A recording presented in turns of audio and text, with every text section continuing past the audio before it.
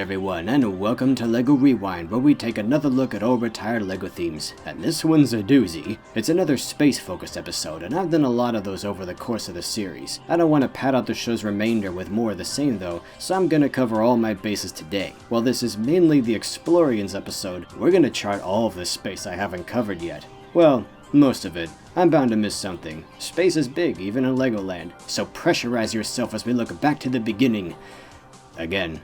Look, I've touched upon classic space more than once, with its grays and blues and other hallmarks of a simpler age, the charming structures, the doofy machines. I've never made an episode specifically focused on the roots of LEGO space, but I've sprinkled so much space dust throughout these 2.5 seasons, there's not much I can say this late in the game without repeating myself. I like the aesthetics and the generally peaceful vibe of these more pedestrian sub-themes. You know this already. I will say it's been nice hearing from people who own these now ancient sets as children. That's always good to hear. Oh jeez, this is turning into a recap episode. Let's shift focus to the most recent incarnation of classic space, seeing the LEGO movies. The shaping is spot on, resisting the urge to use overly curvy pieces that would clash with these long obtuse lines. And they packed loads of modular and transforming features into this sleek, sexy import with turbo handling.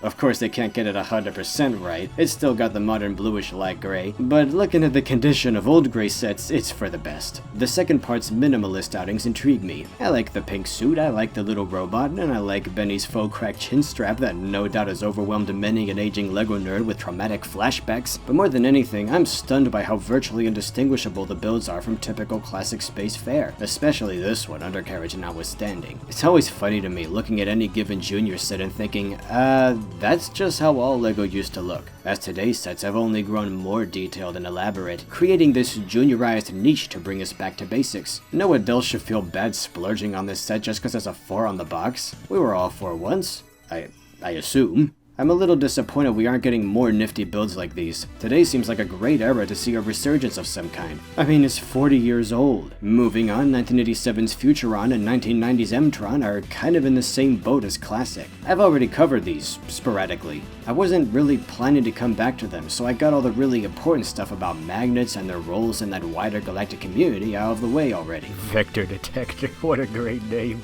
I've always liked the use of that giant bubble as a windscreen. It nicely rounds out a very chunky crawler. I would have liked to see something like this on Ice Planet. So cross those off the list. Exploriens. There's one we haven't covered, though longtime viewers will no doubt recognize these sets. I've used this clip like 6 times already. This 1994 theme focused on saucers and giant robots. It was the first to include a robot minifig that's not just a robot build. I didn't used to like the colors, but they've grown on me. It's a striking reversal of the Space Police palette. They weren't very subtle spies, with their brightly colored death machines, preferring the smash and grab or hit and run approach. It wasn't a huge theme, about 7 sets, one mixed with a castle build for some reason. They complemented rival factions like m-tron, released in tandem. I could make another Transformers reference here, but yeah, whatever. m-tron was a nice if short-lived successor to Space Police 1 and 2, with a cleaner look than its contemporaries. That Starhawk looks like it flew out of a space arcade shooter, it's got a good heft to it. By this point though, it was getting kinda ridiculous how militarized space had become.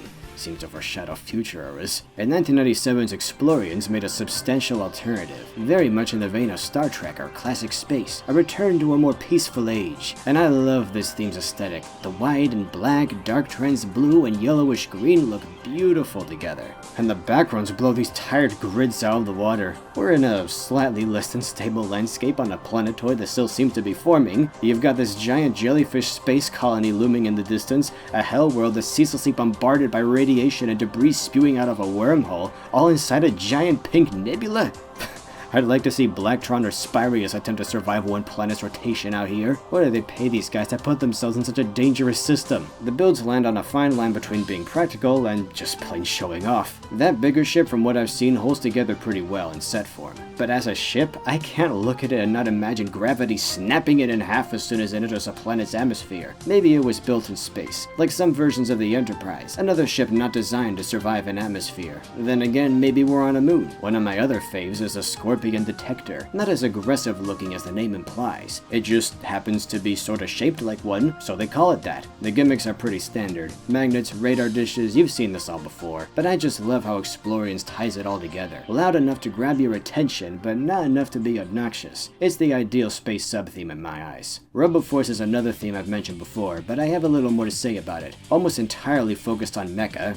No duh. When I first saw this wave, I assumed the ones with trans-orange and trans-greenish bits were enemies. Or at least that this was the first space sub-theme to contain multiple factions. But nope, Life on Mars still gets to keep that title. These are more like different divisions of a single paramilitary force, the green ones being slightly more animal-like, but they're all good guys apparently. It's a neat idea, but be honest, if I didn't tell you this was a RoboForce set, you'd probably think, oh hey, it's m-tron. They were just starting to recycle elements. Cool builds, though it'd be some time before we had mechs with proper legs. And wow, that's it. I think we've seen all there is to see from LEGO Space. Well, not quite.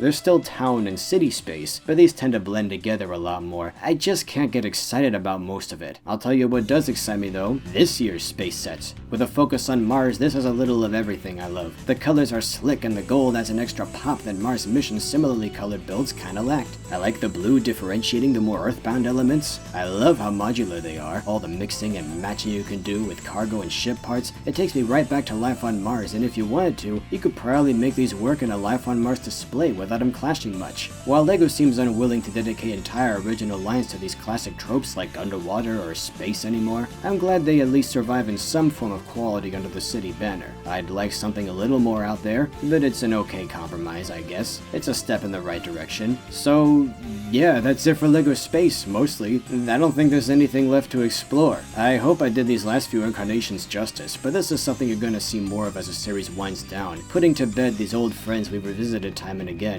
If you want to support my work, please consider my graphic novel series Planet Ripple. You can buy the books on Amazon or read an early draft of the first book for free. Links to everything in the description. Next up, a very different breed of LEGO. Ship's log, LEGO Exploriens. On a routine inspection of the asteroid Xenon, our droid has vanished. Attempts to locate by laser, heat scan, and satellite have detected the kidnapper. We must respond. By abducting our android, the alien has left us with only one option: to kick his robot! LEGO Mania! The new Exploriens collection from LEGO System. Each set sold separately.